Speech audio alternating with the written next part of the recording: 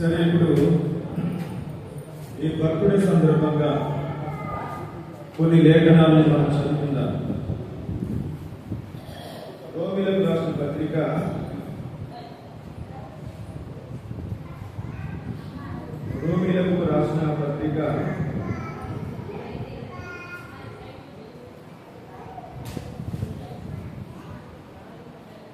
8వ అధ్యాయం.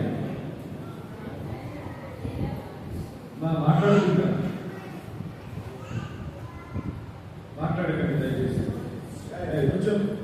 కూర్చోనే. ఇప్పుడు నేను ఏమనట్లేదు, బర్త్డే నీదే అనుకున్నావా? అక్షయ్ కూర్చోమ్మా. అక్షయ్ కూర్చో. రండి.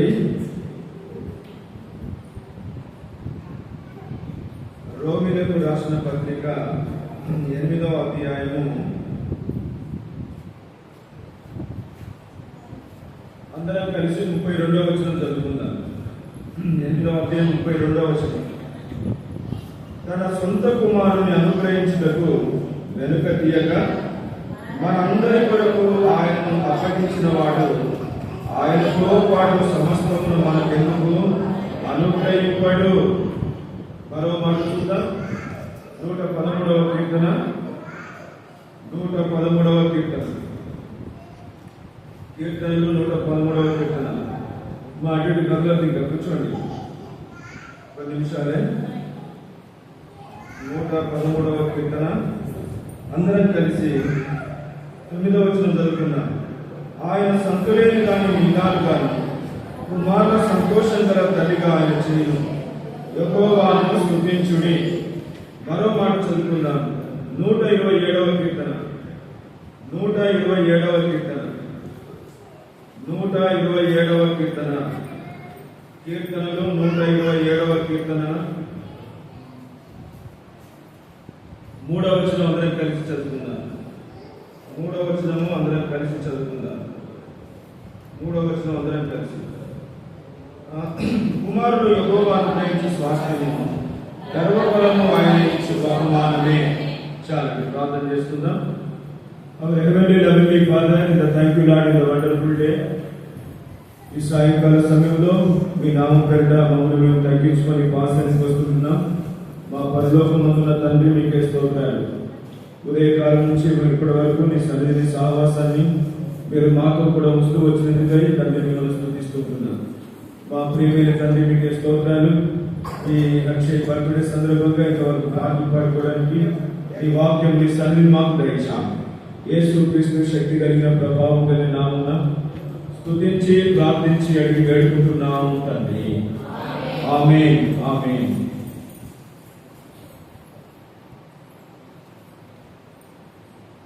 ఈ 32వ వచనంలో ఇక్కడ కుమారుణ్ణి 127వ కీర్తన 3వ వచనం మనం చదివాం. చివరిగా ఆయన కుమారుని స్వాస్థ్యంగా అనుగ్రహించాడు.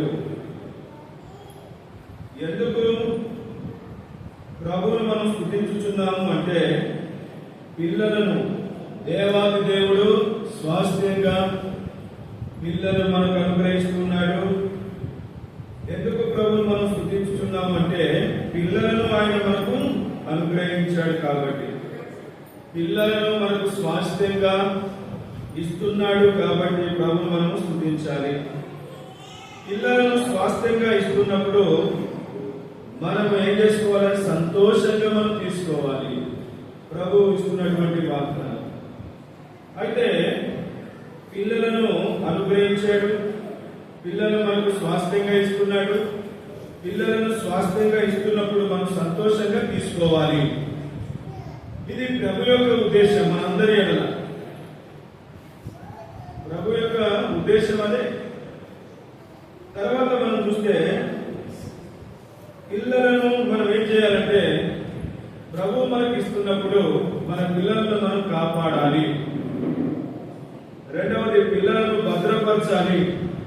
పిల్లలను ప్రభు కొరకు పెంచాలి, లేదా ప్రభు పని కొరకు పిల్లలను మనం ఏం చేయాలి? ఎదిగేటట్టు మనం చూడాలి. సరే, పిల్లల్ని ఎందుకు ఇస్తున్నాడు అని అంటే దేవుని వాక్యంలో మనకు కొన్ని మాటలు మనకు కనబడతాయి. 107వ కీర్తన 127వ కీర్తన మనం చూస్తే మన పిల్లలు ఎలాంటి వారుగా ఉండాలంటే విరోధిని ఎదిరించడానికి. చివరి వచ్చిన చదువుతారండి 127వ కీర్తన 5వ వచనం.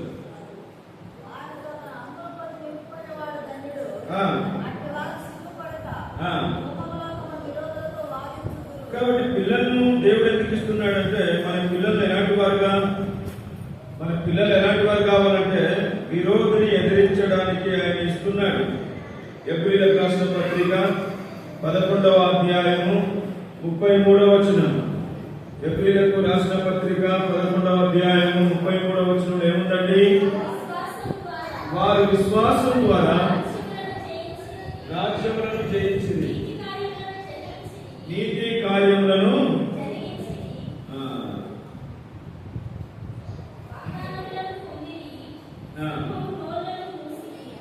ఇక్కడ ఈ వచనంలో మనకి ఏం రాయబడిందండి? వారు విశ్వాసమును బట్టి ఏం చేశారు? రాజ్యములను జయించారు.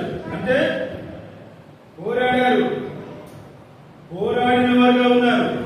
తర్వాత సింహం నోళ్లను మూశారు. కానీ వారి యొక్క విశ్వాసం మరి ఎంతగా వారు పోరాడుతూ వచ్చారో మనకు అర్థమవుతుంది. కాబట్టి మనము మన పిల్లలు విరోధితో, అపవాదితో, సాతానుతో ఎదిరించేటువంటి వారుగా ఉండాలి ప్రభు పక్షమున. అందుకొరకే దేవుడు ఇస్తున్నాడు అనేది మనం తలంచుకోవాలి. దేవుడు పిల్లల్ని ఎందుకు ఇస్తున్నాడు అని అంటే యెషయా గ్రంథం 8వ అధ్యాయం 18వ వచనం. యెషయా గ్రంథము 8వ అధ్యాయము 18వ వచనం చదవండి దయచేసి.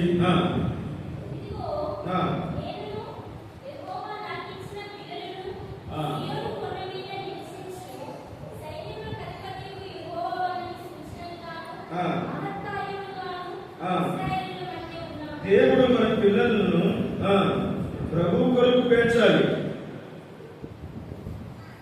ఎంతున్నారు కదండి, మహత్కార్యాలు చేసేవారుగా, సూచన క్రియలు చేసేవారుగా.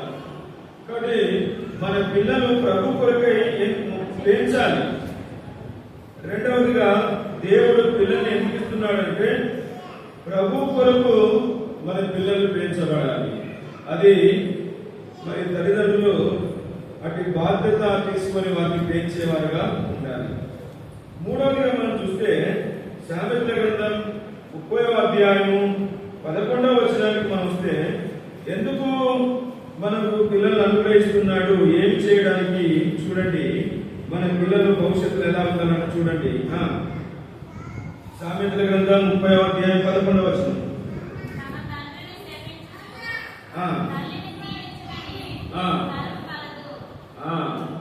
ఏంటంటే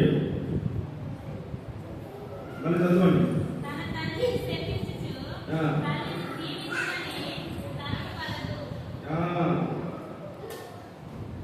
తమ తండ్రిని శపించు తల్లిని దీవించమని తరము కలదు. ఇంకా తమ దృష్టికి తాను శుద్ధులై తమ ఇక్కడ మన పిల్లలు ఎట్లుండాలి అనే మాట మనం చూస్తే మన తండ్రిని శపించు తల్లిని ఏం చేయాలి? దీవించే తరము కలదు. కాబట్టి మన పిల్లలు ఎలాంటి వారుగా ఉండాలంటే తల్లిదండ్రులను దీవించేటువంటి వారుగా, లేకపోతే తల్లిదండ్రుల ప్రయోజనం కొరకు, దేవుని కొరకు మన పిల్లలు దేవుని దీవెన కొరకు, ఆశీర్వాదం కొరకై పొందుకోవాలని దేవుడు మనకు పిల్లలను అనుగ్రహిస్తున్నట్లుగా మనకు అర్థమవుతుంది. కాబట్టి ఈ సంగతులను దయచేసి మనం తలంచుకుంది. ఇక్కడ మనం చూస్తే తల్లిదండ్రులు పిల్లలను ఎలా పెంచాలో ఇక్కడ చక్కగా రాయబడింది. తల్లిదండ్రులు పిల్లలను మరి పెంచేటువంటి విధానం ఇక్కడ మనకు చక్కగా రాయబడింది. వాక్యము బోధించేటువంటి తల్లిదండ్రులుగా ఉండాలి. మన పిల్లలు ఎలా ఉండాలంటే వాక్యాన్ని బోధించేటువంటి తల్లిదండ్రులుగా ఉండాలి. మన పిల్లలకు ఈ వయసులో నుంచే వాక్యాన్ని బోధించేటువంటి తల్లిదండ్రులుగా ఉండాలి. సరే, తర్వాత మనం చూస్తే సామెతల గ్రంథం 6వ అధ్యాయం 7-8 వచనాలు మనం చూస్తే తల్లిదండ్రులు వాక్యములకు వచ్చి మాట్లాడాలి పిల్లల విషయమై. ఒకటి, పిల్లలను దేవుడు మనకు ఎందుకు ఇస్తున్నాడో ఆ భాగాన్ని మనం చూసాము. రెండవదిగా మనం చూస్తే తల్లిదండ్రులు పిల్లలను పెంచే విషయంలో ఎలా పెంచాలి అంటే వాక్యమును బోధించేటువంటి తల్లిదండ్రులుగా ఉండాలి పిల్లలకు. రెండవదిగా మనం చూస్తే తల్లిదండ్రులు వాక్యం గురించి మాట్లాడాలి. ఉందండి, చదవండి దయచేసి సామెతలు 6వ అధ్యాయం 7-8 వచనాలు త్వరగా చదవాలి.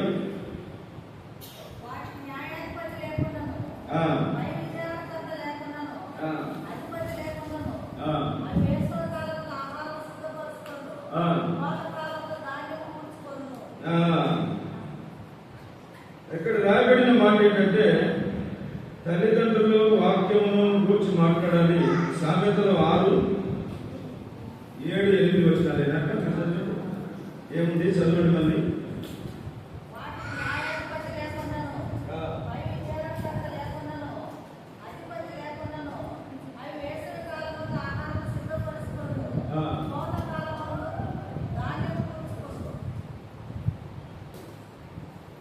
ధాన్యము అంటే ఇక్కడ వాక్యముల గురించి మనం ఏం చేయాలి?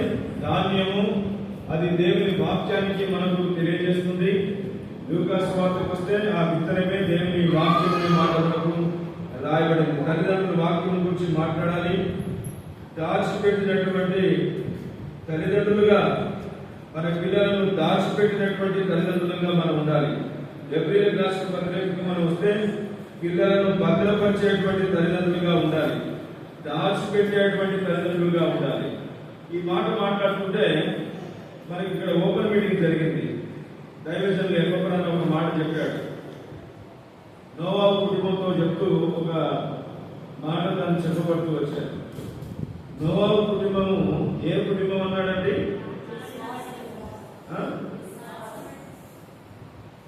కరెక్టే, కానీ ఇంకో మాట అన్నాడు.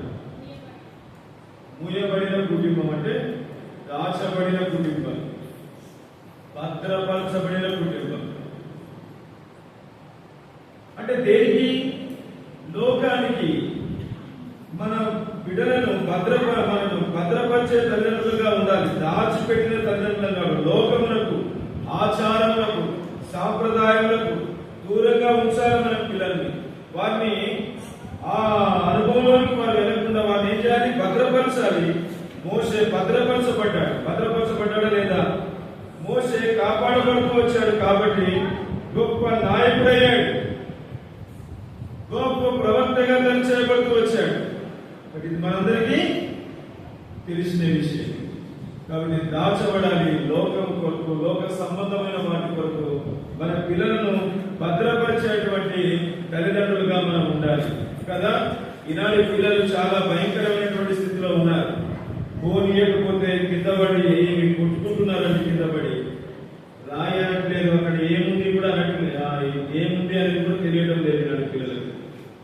ఇప్పుడు 8 సంవత్సరాలు 9 సంవత్సరాలు వచ్చిన పిల్లలే కొట్టుకుంటున్నారు ఈనాడు. ఎంత ఎలిడ్ అయ్యారు చూడండి, ఫోన్కి ఎంత ఆకర్షితులయ్యారు. తర్వాత మన మాట వింటారో ఇళ్ళలో ఏం తెలియదు. ఇప్పుడు అంతా అట్లా అయిపోయింది అనమాట లోకం అంతా. కాబట్టి ఇప్పుడు చెప్తున్నటువంటి మాట ఏంటంటే మనం తలంచుకోవాల్సినటువంటి మాట.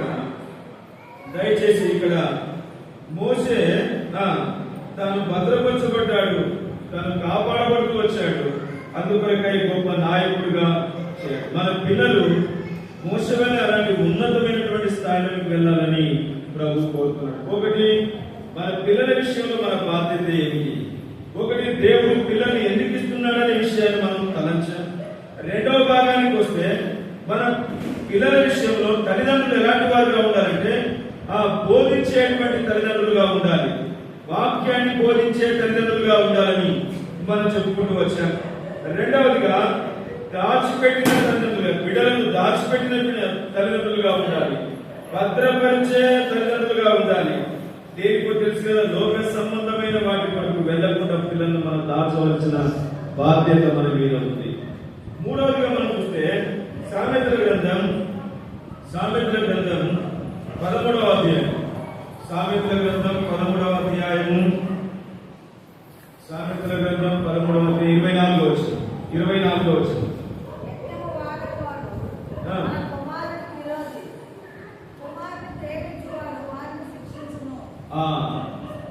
ఇక్కడ మూడవదిగా శిక్షించే తల్లిదండ్రులుగా ఉండాలి.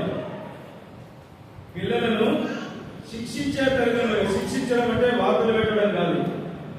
ఏదైనా ఎర్రగా గరిటె కాల్చి ఆయన సరుకుని నటించారు. వాతాలు పెట్టే తల్లిదండ్రులుగా ఉండదు.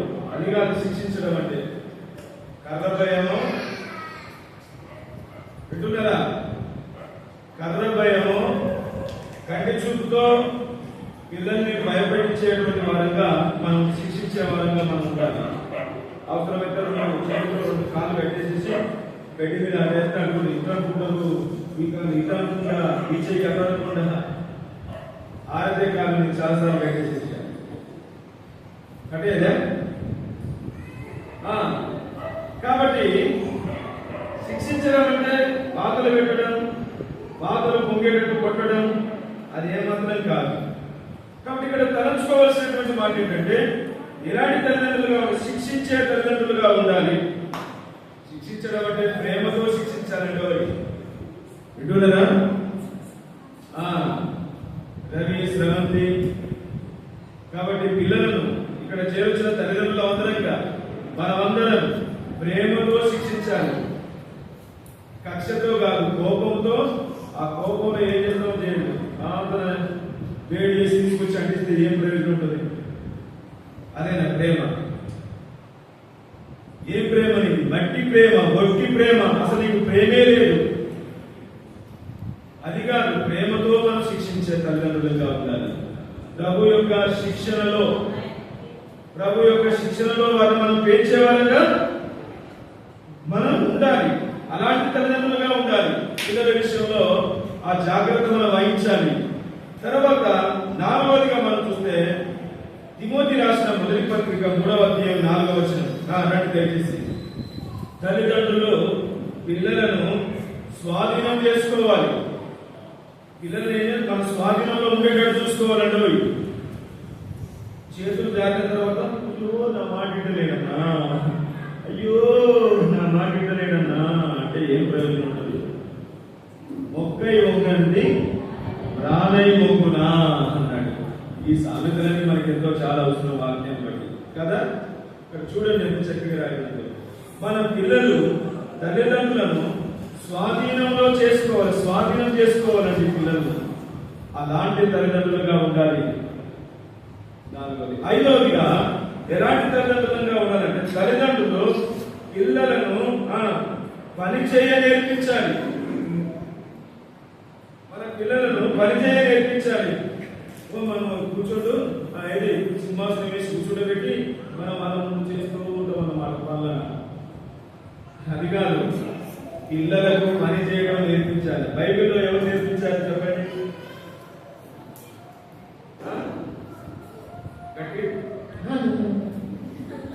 అంటే ఏమంటారు? గట్టిగా చెప్పండి. అంటే నేను ఎక్కియట్లేదు అంటే మీరు అట్లా అనేసరికి నాకు అర్థం కాదు కదా. గట్టిగా చెప్పాలి. కొంతమంది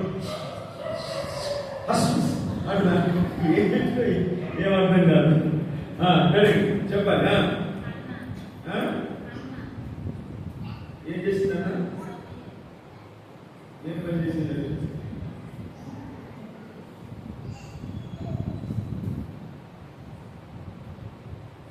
సరే అన్నారు కాబట్టి 50 మార్కులు ఎత్తడం లేదు. సరే ఒక రకంగా చూస్తే దీపస్తంభం దేవుని పని చేసుకోవడానికి మందిరంలో పెట్టారు, చేశారు. సరే ఈ రకం ప్రకారం లేదు. ఇంకా ఇంకెవరు?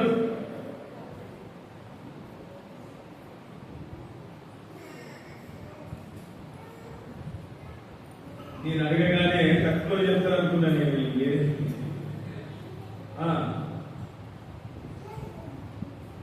పనిచేసిన కుమారుడు యేసు ప్రభు. ఓకే, యేసు ప్రభు చేశాడు. ఇంకా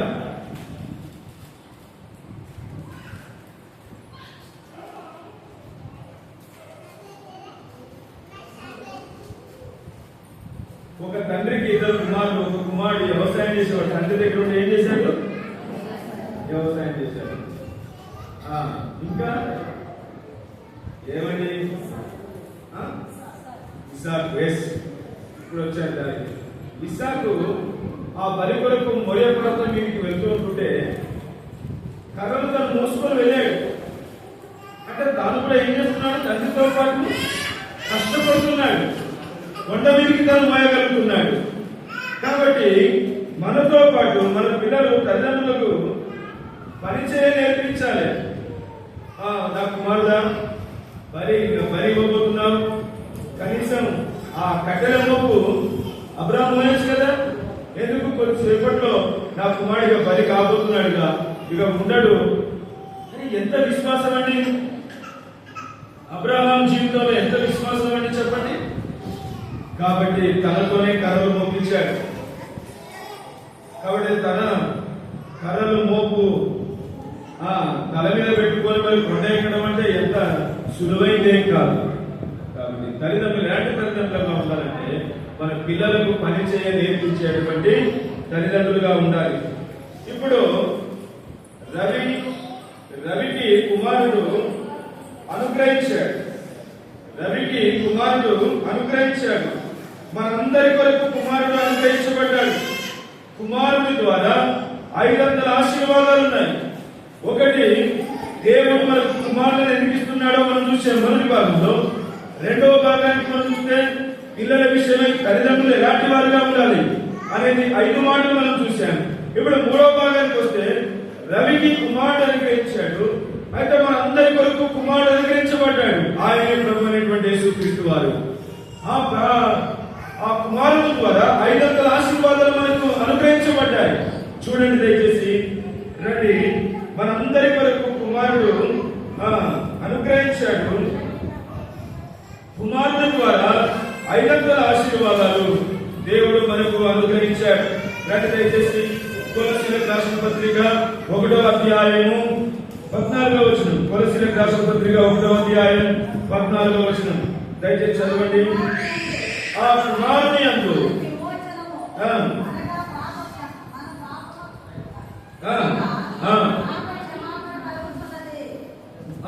ఆ కుమారుని ద్వారా మనకి ఏం కలుగుతుంది? చూడండి దయచేసి, ఇక్కడ రవికి కుమారుడు అనుగ్రహించాడు దేవుడు, మనకు కుమారుడు అనుగ్రహించబడ్డాడు మనందరి కొరకు. ఆయనే ప్రభు యేసుక్రీస్తు. ఆ కుమారునిలో 500 ఆశీర్వాదాలు ఉన్నాయి. ఒకటి, కుమారుని యందు విమోచన ఉంది. విమోచన అంటే విడుదల, విముక్తిని మనకు తెలియజేస్తుందండి. రోమీయులకు రాసిన పత్రిక మనం చూస్తే పాపము నుండి విమోచన, లోకము నుండి, లోక సంబంధమైన వాటి నుండి విమోచన ఆ కుమారుని ద్వారా, ప్రభు అయినటువంటి యేసుక్రీస్తు ద్వారా ఈనాడు మనకు అనుగ్రహించబడింది. ప్రభు యేసుక్రీస్తు వారి యొక్క కుమారుని ద్వారా. చదవండి ప్రకటన గ్రంథం. ఉదయకాలం మనం చూసాం ఆరాధనలో. ప్రకటన గ్రంథం 1వ అధ్యాయం 6వ వచనం. మనలను ప్రేమించుచు తన రక్తం వలన మన పాపముల నుండి విడిపించిన వారికి. కాబట్టి నా ప్రియమైన సోదరి సోదరులారా, ప్రభు అయినటువంటి యేసుక్రీస్తు వారి కుమారుడుగా మనకు అనుగ్రహించబడ్డాడు. రవికి ఒక కుమారుడు అనుగ్రహించబడ్డాడు. మనందరి కొరకు కుమారుడు అనుగ్రహించబడ్డాడు. ఆయన ప్రభు యేసుక్రీస్తు వారు. ఆ కుమారుని ద్వారా 500 ఆశీర్వాదాలు ఉన్నాయి. ఒకటి, కుమారుని ద్వారా మన పాపములకు ఏం దొరికింది? విమోచన దొరికింది. మన పాపములకు విముక్తి, విడుదల మనకు వచ్చింది. కాబట్టి పాపం నుండి విమోచన, లోకం నుండి విమోచన, మనల్ని ప్రేమించిన వారి ద్వారా ఈ పాపముల నుంచి మనకు విమోచన కలిగి చేయబడుతూ వచ్చింది. ఇది కుమారుని ద్వారా, ప్రభు యేసుక్రీస్తు ద్వారా మనకు అనుగ్రహించబడిన విమోచన. ఏ వ్యక్తి అయితే ఈ లోకంలో పాపం నుండి విమోచింపబడ్డాడో, విడుదల పొందాడో, విముక్తి పొందాడో ఆ వ్యక్తి ఆశీర్వదింపబడిన వ్యక్తి అని దేవుని వాక్యం సెలవిస్తుంది. రెండవది, ఆ కుమారుడు ద్వారా రెండవ ఆశీర్వాదం ఏంటి అంటే, ఎందుకు కుమారుడు అనుగ్రహించబడ్డాడు? రండి కొలస్సీలకు రాసిన పత్రిక 1వ అధ్యాయం 14వ వచనం. రండి ముగించుకుందాం.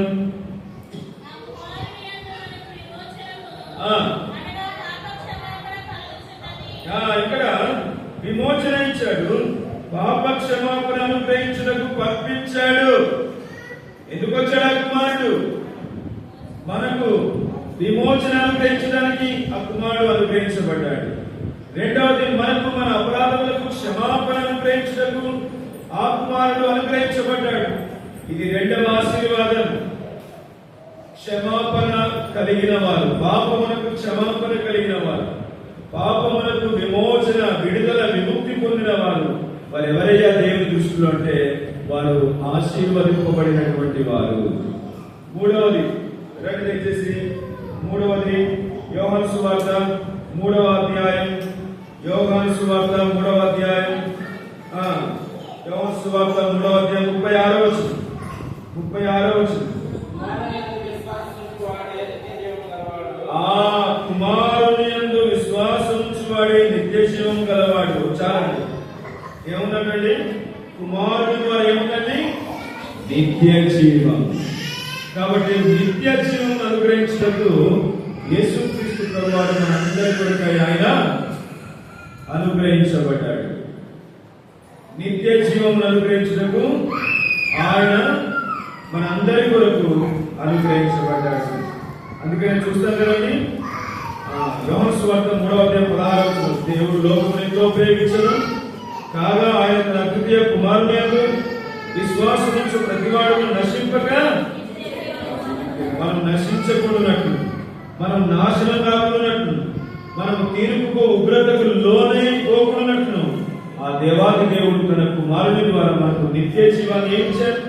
నిత్య జీవాన్ని మనకు అనుగ్రహించాడు. నిత్యమైన జీవాన్ని ఆ ప్రభు యేసుక్రీస్తు ద్వారా మనకు అనుగ్రహించబడింది. ఆ కుమారుని ద్వారా 4 ఆశీర్వాదాలు ఏంటంటే చెప్పండి. 1, విమోచన దొరికింది, క్షమాపణ దొరికింది. మూడవది, కుమారుని ద్వారా నిత్య జీవం దొరికింది. 4వదిగా మనం చూస్తే యోహాను సువార్త 8వ అధ్యాయం 36వ వచనంలో మనం చూద్దాం. దయచేసి రండి. కుమారునిలో ఏముందట? 8:36.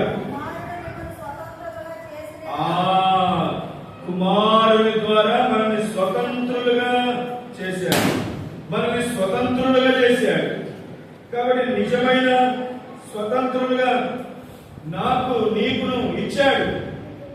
నిజమైన స్వాతంత్ర్యం ప్రభు మనకిచ్చాడు.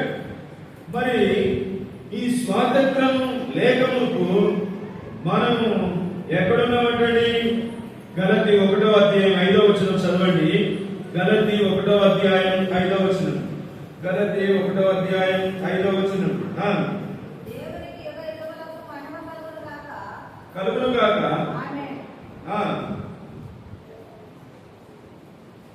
చదవండి.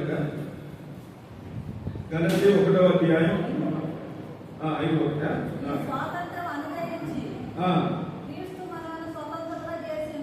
కాబట్టి క్రీస్తు మనల్ని స్వతంత్రులుగా చేసి ఉన్నాడు. వింటున్నారండి? క్రీస్తు ఏం చేశాడు? క్రీస్తునందు మనందరినీ దేవుడు స్వతంత్రులుగా ఆయన చేస్తూ వచ్చాడు. కాబట్టి దేవుడు తన కుమారుని మనకు వరంగా ఆయన మనకు అనుగ్రహించబడుతూ వచ్చాడు. తర్వాత ఆయన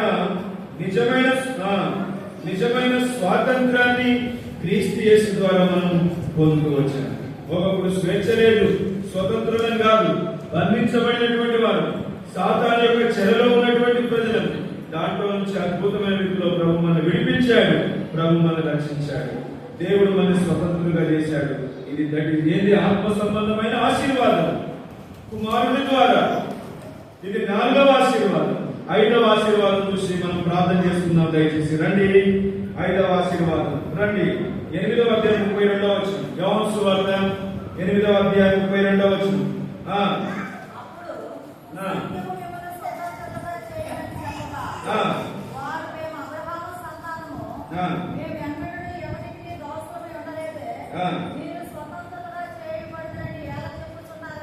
అక్క 8:32 చదవండి. సత్యము రోమిలకు రాసిన పత్రిక 8వ అధ్యాయం 32వ వచనం. రోమా 8:32. తన సొంత కుమారుని అనుగ్రహించుటకు ఎరుకతీయక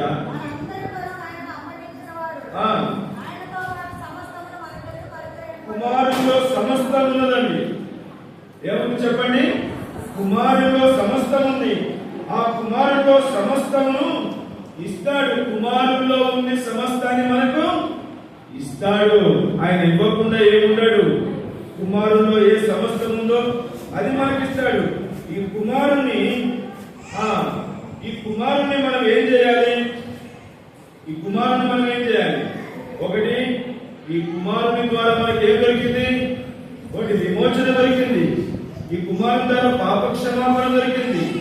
ఈ కుమారుని ద్వారా మనకి ఏం దొరికిందండి? నిత్య జీవం మనకు దొరికింది.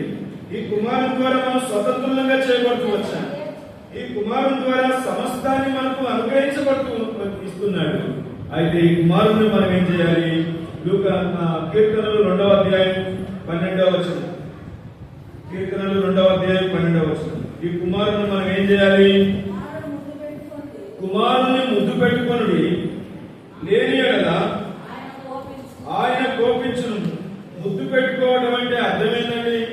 ఆయనను అంగీకరించడం, ఆయనను చేర్చుకోవడం, ఆయనకు మన జీవితాలు మనం అప్పగించుకోవడం అనేది చూపిస్తూ ఉంది. కుమారుని మనం ముద్దు పెట్టుకోవాలి. ఒకటి, ఇప్పుడు చివరి నుంచి మనం ముందుకెళ్దాం దయచేసి. ఒకటి, కుమారుని ద్వారా అయినంత ఆశీర్వాదాలు మనం చూశారు. రెండవ భాగానికి వస్తే, ఆ కుమారుని మరి ఈ బిడ్డకు కుమారుడు దేవుడు అనుగ్రహించాడనే మాట మనకు కుమారుడు అనుగ్రహించబడుతూ వచ్చాడు. కుమారుని విషయంలో వారిని ఎలా పెంచాలో ఆ రెండవ భాగంలో మనం చూశాం. మొదటి భాగం చూస్తే దేవుడు మనకి ఎందుకు పిల్లలను కుమారులను ఇస్తున్నాడు, ఏం చేయడానికి అనేది మొదటి భాగంలో మనం చూశాం. మొదటి భాగంలో పిల్లల విషయంలో మన బాధ్యత. రెండవదిగా మనం చూస్తే పిల్లల విషయంలో తల్లిదండ్రులు ఏం చేయాలి, ఎలా ఉండాలి అనేది మనం చూసాం. మూడవ భాగానికి వస్తే రవికి కుమారుడు అనుగ్రహిస్తే మనందరి కొరకు కుమారుడు ప్రభు యేసుక్రీస్తు వారు అనుగ్రహించబడిన ఆశీర్వాదాలు దేవుడు నీకు నాకు అనుగ్రహించాడు. అందును బట్టి ప్రభుని స్తుతించాలి, ప్రభుని కనపరచాలి. భవిష్యత్ దినాల్లో ఈ బిడ్డను ఈ రెండవ తరగతి ప్రకారంగా దేవుడి కొరకై పెంచాలి. బోధించే తల్లిదండ్రులుగా ఉండాలి. రెండవది చెప్పాలండి, బోధించే తల్లిదండ్రులుగా ఉండాలి. తల్లిదండ్రులు వాక్యానికి వచ్చి మాట్లాడే తల్లిదండ్రులుగా ఉండాలని మనం నేర్చుకున్నాం. భద్రపరిచే తల్లిదండ్రులుగా, దాచిపెట్టే తల్లిదండ్రులుగా ఉండాలి. దేని కొరకు? లోకం కొరకు, లోక సంబంధమైన ఆచారాల కొరకు మన బిడ్డలను దాచిపెట్టాలి. మోషే దాచిపెట్టబడ్డాడు, ఇశ్రాయేలుకు గొప్ప ప్రవక్త అయ్యాడు. అది మనం తెలుసుకోవాలి ఎప్పుడైనా. మూడవది, శిక్షించే తల్లిదండ్రులుగా ఉండాలి. తల్లిదండ్రులు పిల్లలను స్వాధీనం చేసుకోవాలి. తర్వాత తల్లిదండ్రులు పిల్లలను పని చేయ నేర్పించాలి. బాధ్యత నేర్పించే తల్లిదండ్రులుగా ఉండాలి. బాధ్యత నేర్పించాలి, పిల్లలకు పని చేయడం నేర్పించాలి వయసులో. కాబట్టి అలాగున మనం పిల్లల విషయంలో అలాగుండి అలాగ పెంచడానికి ప్రభు మనకు సహాయం చేయదు కాదు. అలాగున ఈ తల్లిదండ్రులు ఇలా ఉన్నట్టుగా ప్రభు సహాయం చేయదు. ఈ తల్లిదండ్రులు ఈ బిడ్డను అలాగున పెంచుట కొరకై ప్రభు వారికి సహాయం చేయదు కాక. ప్రార్థన చేసుకుందాం.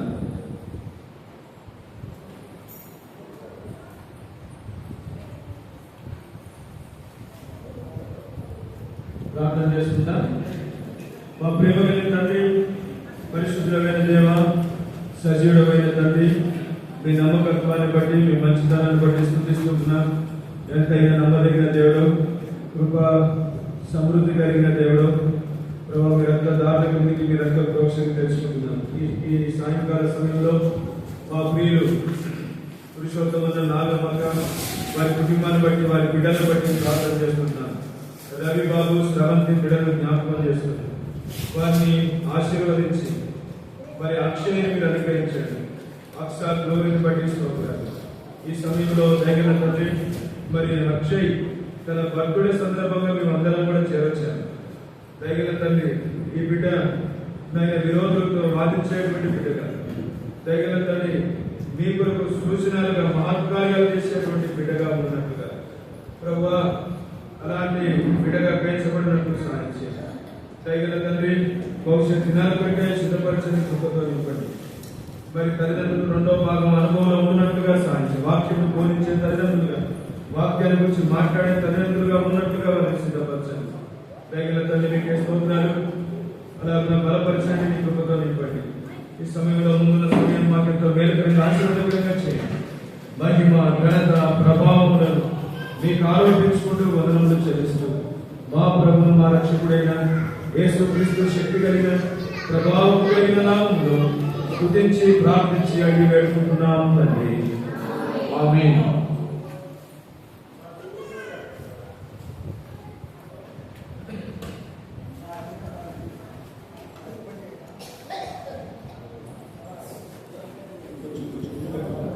విజయమ్మ గారు కొంచెం వెనక్కి వెళ్ళాలి.